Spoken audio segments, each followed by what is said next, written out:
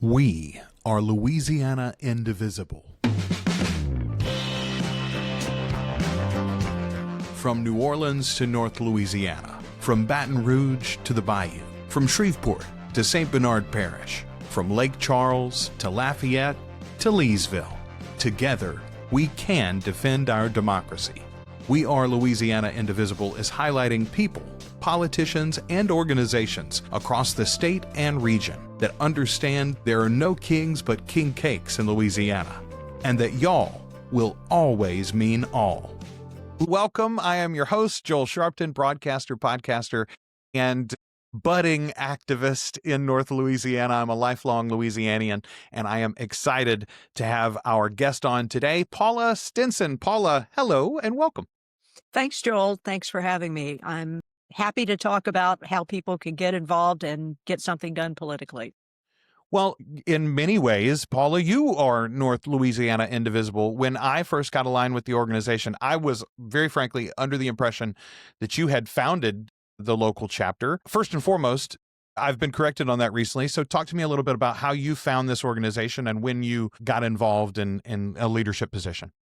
Well, Joel, I grew up in Baton Rouge, but I lived in other parts of the country most of my life and moved back to Ruston 3 years ago during COVID to live near my elderly parents. And we were living in the Bay Area and we're not able to retire there, but we were able to buy a house in Ruston just down the street from my parents. So off we come to North Louisiana, where I had not lived for 50 years. And I was not political the first couple of years I lived here, but during the recent election, I decided that I would let people know I was a Kamala supporter and a liberal, and I sort of set up a flag saying we're having a party, and 30 people showed up. And I thought, great, I have met people I want to meet here in Ruston, and I'm not scared to say I'm a liberal, and neither are they. And so we campaigned for Kamala last fall. This was all a year ago. We did postcards to District 6, working with a group down in Baton Rouge, which was the new Democratic district that needed to win. And we had coffee shop meetups and talked to other folks who were feeling like they didn't have anyone else to talk to. And when the election went the way it did, I knew bad times were coming because I'd been living in California during the first Trump administration, and I was watching from a very liberal state that was doing something about what he was doing the first term. So I looked around to see what would be the most effective thing we could do to push back, because I lived in Washington for 20 years and working with nonprofit organizations, including international development ones that work with AID, and I had worked in San Francisco where I lobbied with the Quakers in Washington for many years. So I was very used to talking to Congress as a way of affecting change. And I knew Indivisible was founded by two congressional staffers who said, look, you can go out and you can have protests, but you got to push your Congress representatives because they speak for you. And if they don't speak for you, you have to replace them. And I thought, well, that's what I'm already doing. So I called my buds from the Kamala campaign. We had a 60 or 70 person mailing list by then, and talked to Vita Emerson and said, do you want to do this? She said, sure, we can start this organization. And then I found out that Judith Howard, who lives here in Ruston, had started an Indivisible organization in 2017 during the first Trump administration.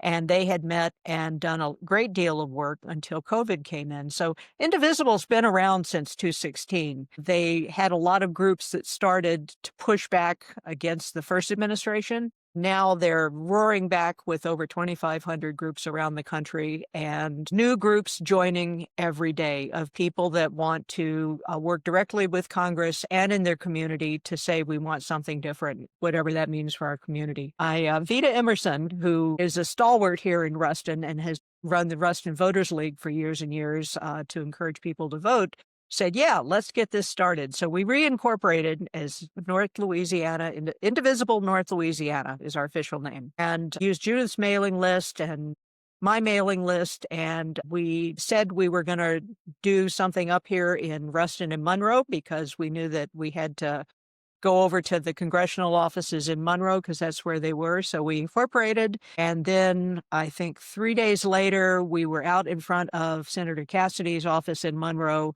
protesting his voting for RFK Jr. And I also work in Monroe with a woman named Crystal Rahman who runs Louisiana Families for Vaccines, who she and I are compatible organizers. And she said, yep, let's do this with you and Vita. And she got her folks on board, and we got folks from all over Monroe who were talking to each other to come out, and had a 40-person protest the next time for in front of Kennedy and Cassidy's office, saying, why aren't you listening to us? Why aren't you having town halls? Why aren't you hearing what we have to say about what's going on in Washington? So we were off and running. The thing about Indivisible is they encourage you to work where you are, with who you have to work with, and what you can do in your own community, rather than trying to focus on big national issues. And so we had Mike Johnson, and we had Kennedy, and we had Cassidy, and we had a bunch of people that wanted to learn to find each other because they were feeling very adrift and very shut down. And so we started having meetups every month. We would alternate between Ruston and Monroe. We would just give people a chance to talk about how they felt, if they were coming from Mendon or Farmerville or Monroe, or people found us because we were putting it on Mobilize, which is a national service to tell people events that are coming up. And we started that way with the idea that we would lobby. And the first full month of our operation, Indivisible said, why don't you guys go out and have empty chair town halls if your congresspeople won't vote for you? And I thought, that sounds like a lot of work, but why not? And we got the library, and we worked with a group called 10,000 Women down in Baton Rouge to help with the logistics, to invite the community to come express themselves for 3 minutes at the mic with their congresspeople who wouldn't show up. We, of course, invited them, and they did not answer us. They weren't giving us meetings at that point. So we had an empty chair town hall in Ruston at the library at the end of March, and 200 people showed up, which was quite surprising. Great crowd.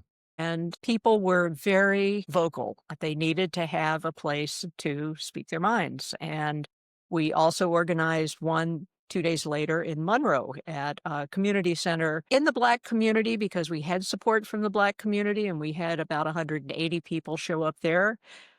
Again, it was the same relief of, oh my God, I have somewhere to go and express myself. And by then, what we were telling people was, join a group like Indivisible, or any group that you want to. Download an app called 5 Calls, which makes it easy to call Congress on all sorts of different issues. And the reason we say call instead of write is that they count the number of phone calls they get. Even if they don't answer your call, even if you have to leave a message, that is their barometer of how angry people are at them, Right. versus the emails that they don't pay any attention to. And we said, join 10,000 Women, because that's an advocacy group down in Baton Rouge that works on local issues with the state of Louisiana representatives. You can do something to make your voice heard. And that was what we believed every citizen had a right to do, and we were going to give them the tools to do that.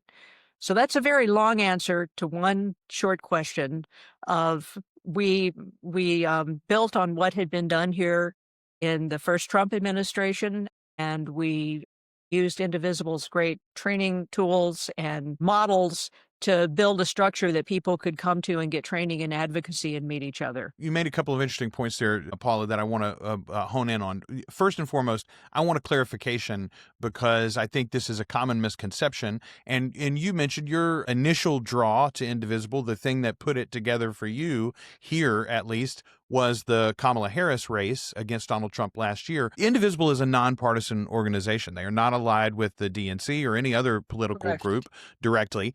And I think that's an important point. The very name Indivisible, I think, harkens to something that you've referenced several times now. One of the greatest things that I think your organization is doing, and I think one of the greatest things that these events that you and I have been a part of have done for people, is a reminder that they are not alone. Our two-party system and our first past the post voting do a lot of bad things for our country, but the two things that I think they do primarily is make a political position that is not the majority position feel like it is absolutely a single solo position, right?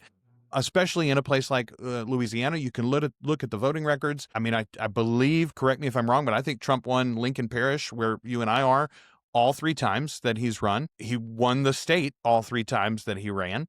The big difference that I feel, and this is my next point that I want to move to, but I did want to make that clarification for somebody listening to this, doesn't know the organization well. It's not a political organization, and you're welcome to join it no matter what your political affiliation has been or will be in the future, for that matter.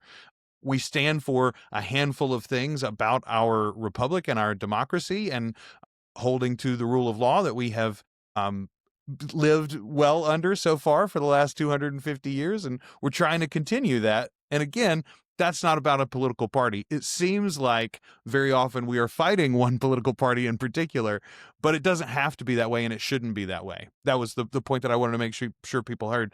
But Paula, secondarily, though, I want to ask you specifically about those town halls and what you heard from the people that day and then afterwards too, about that loneliness and that isolation. It does feel like if you have any disagreement with what the current administration is doing, it often feels like you're alone in that. And we can go on our little online bubbles and maybe we can get somebody to chat back to us in a positive way, but that's not our neighbor. I'm not going to see that person at the grocery store. I'm not going to bump into them. I'm not going to buy from them at a local shop. They're not going to sell or buy from me at a local shop, right? How do we connect, and how do these events bring us together in our own neighborhoods, in our own towns and regions?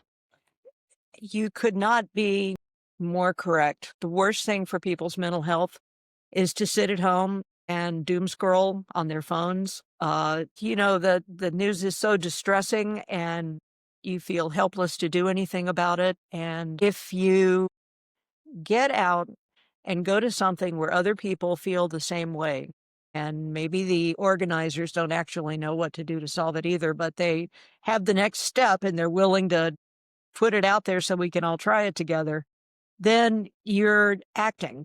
And no matter what insane policies are coming down that are scaring us and horrifying us, we're getting out and doing something about it. And I go out for coffee with people a lot. I'm ancient and I'm used to sitting and talking to people and getting to know them. So I'm always inviting people for coffee so that we know each other. And we're not just talking online.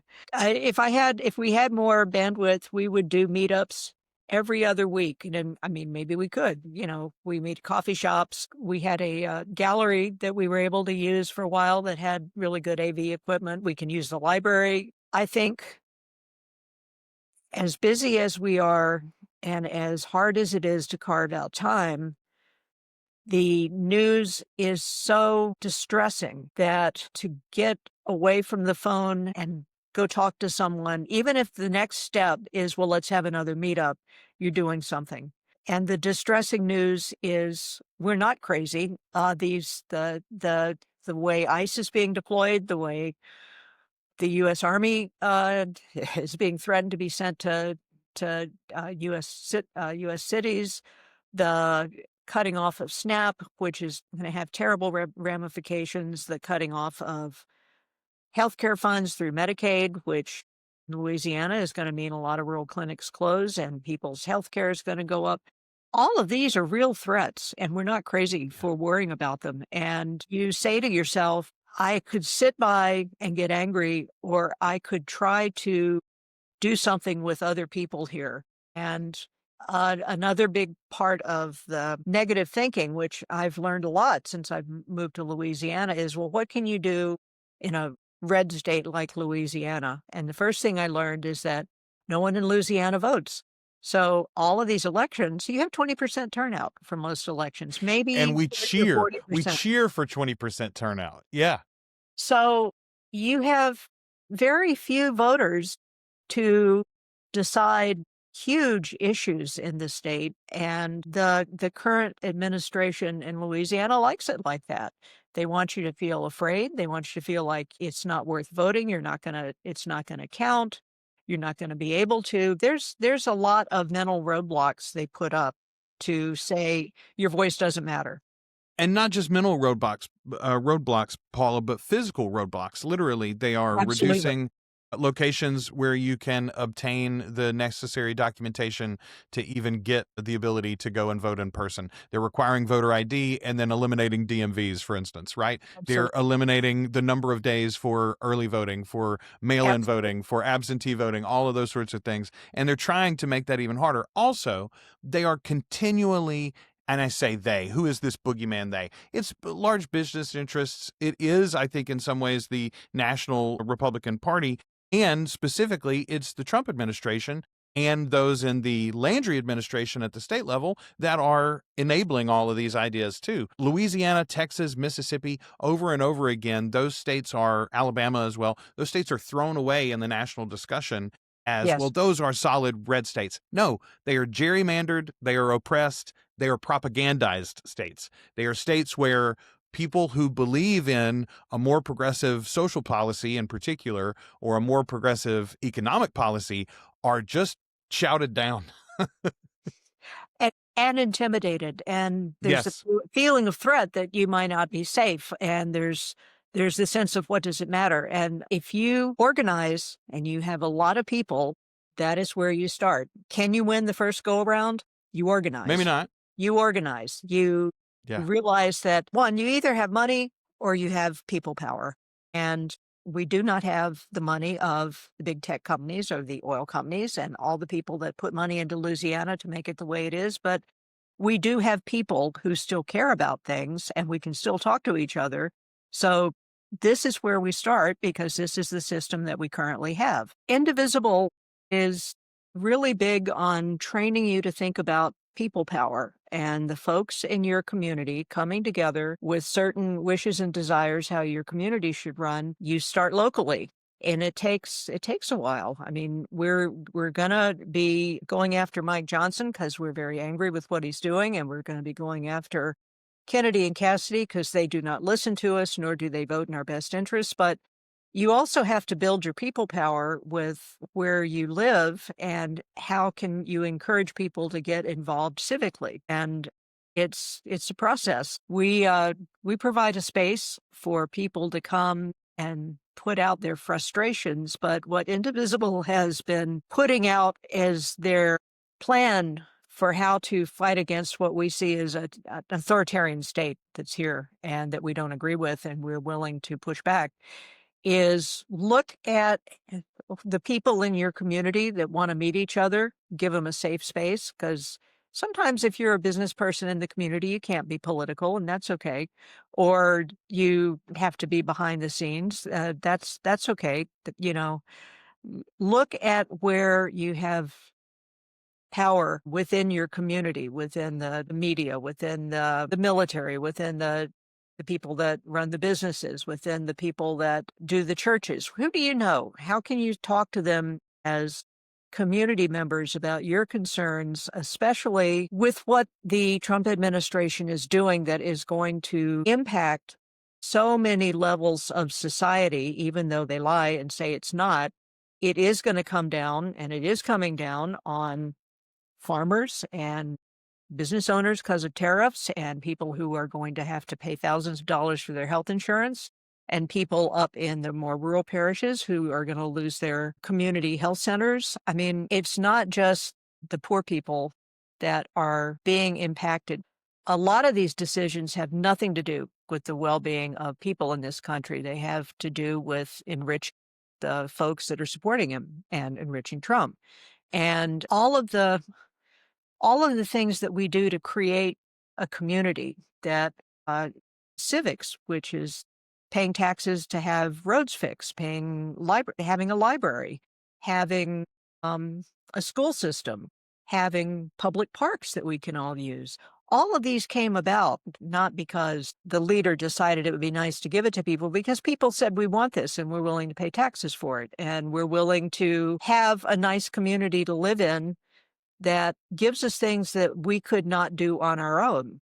We could not. I mean, maybe you have volunteer fire departments here. I don't think you do in Ruston, but things that you need a government to make happen, and then also to have some oversight when people start cheating and trying to cheat you, which we're seeing a lot of that now, that Trump's taking away the oversight of the airlines, the oversight of drug safety, the oversight of food safety. The reason they're there is because the private sector doesn't do that on its own.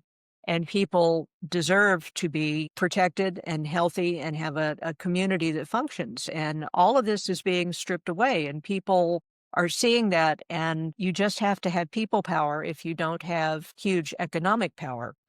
It'd be good to have a little bit of both, wouldn't it, Paula? We're working on a little bit of both. So there are so many issues that confront us. And I think one of the reasons why the average citizen remains so uninformed on everything that is going on is because it is overwhelming. You end up in that doom scroll, like you mentioned earlier.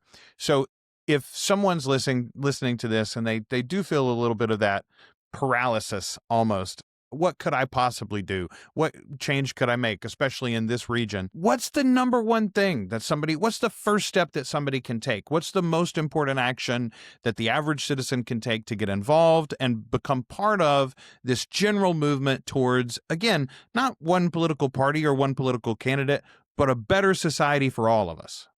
Well, a lot of that starts with finding a group that's doing something to help people and volunteering with them. And you got to, pick your group. There's a lot of groups out there, but maybe you want to volunteer at a food pantry. Maybe you want to volunteer tutoring students. Maybe you want to volunteer helping immigrants. And you start looking around to see who's doing it and decide, are these people that I resonate with, the people that are getting out of the house and putting food baskets together, or look at where some of the need in your community is and volunteer. And then then as you're putting food together, because I've worked at food pantries. I did a lot of that in San Francisco, and I did a lot of affordable housing because that was one of the big issues in the Bay Area.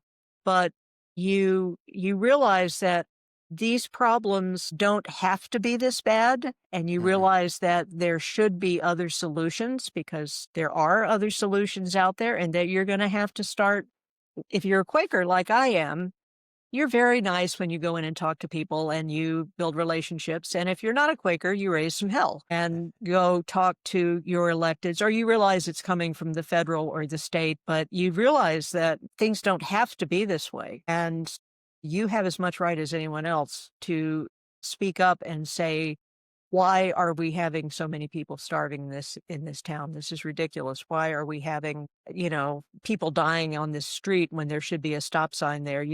You find your group, you find your people, and you have to put some of your own time in unless you can give big megabucks. And that's how you counter it. And then all of a sudden you realize that you're speaking out for what you believe in, and other people are with you, and sometimes they even follow you, and you realize that, my gosh, someone needs to do that. I guess that's me, because I see this problem and I see there's a solution, and I just will have to do it. So that's kind of how organizing comes around, is you can be trained or you can just step in because it needs to be done, and you kind of figure it out. And before you know it, other people are with you, and you've got the synergy of individuals working together, which creates something bigger than you could by yourself. And that's what you have to use when you don't have mega billions to bribe Trump and to, bribe the governor. You have the synergy of people making things happen. It's actually kind of magical, and it's hard when it seems overwhelming. So you talk to each other about, well, what's the next small step we could take? So I would suggest volunteer with a social service where you see something that touches your heart about, why is it this way? Why does it need to be this way? Why do we need to have no health insurance and health care that people can't afford? I mean, they do it differently in Europe. Why couldn't we look at that? Or why do we have people getting snatched off the streets, which is against our Constitution and what this country stands for and what this country has always stood for, and it's not okay with me. What do I do about it? And you realize that you can stand up and people will join you, or you can follow someone, or you can lead. And that's the way it kind of works. And as you find your people, you decide what you're going to do together, and you can do it. First of all, somebody's got to do it. I guess it should be me.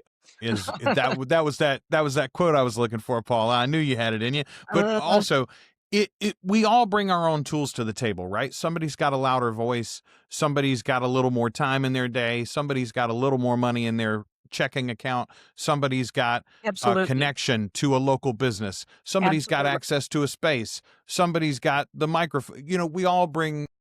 I remember when I was a kid, one of my favorite fairy tales was the story of Stone Soup. Do you remember that one? Mm-hmm. But everybody brought something to the banquet, right? And in the end, it all worked out together. That's the point of this thing. We've all got to pitch in wherever we can in whatever way that we can, and then work hard to do it again tomorrow. Paula, a couple of things here. I'm doing that with this very podcast. That was my thought. I said, I know how to do this thing. Let me stand up and amplify some voices and share some stories from around our region, around our state, of folks that are being affected by these negative policies and what they're trying to do in their own little corner to change them. Tell us how do people get in contact with you, with Indivisible at large, especially if they're in North Louisiana? How do you get access to your events and get on your mailing list, et cetera? But wherever they are in the country, there's probably an Indivisible group near them, or they could easily start one, right? So what's the next step? So if you're not near Ruston or Monroe, go to indivisible.org, which is the national organization, and they have a map of groups that already exist. And you sign up and see if they're doing things near you. If there isn't one, the Indivisible way is maybe you should start one.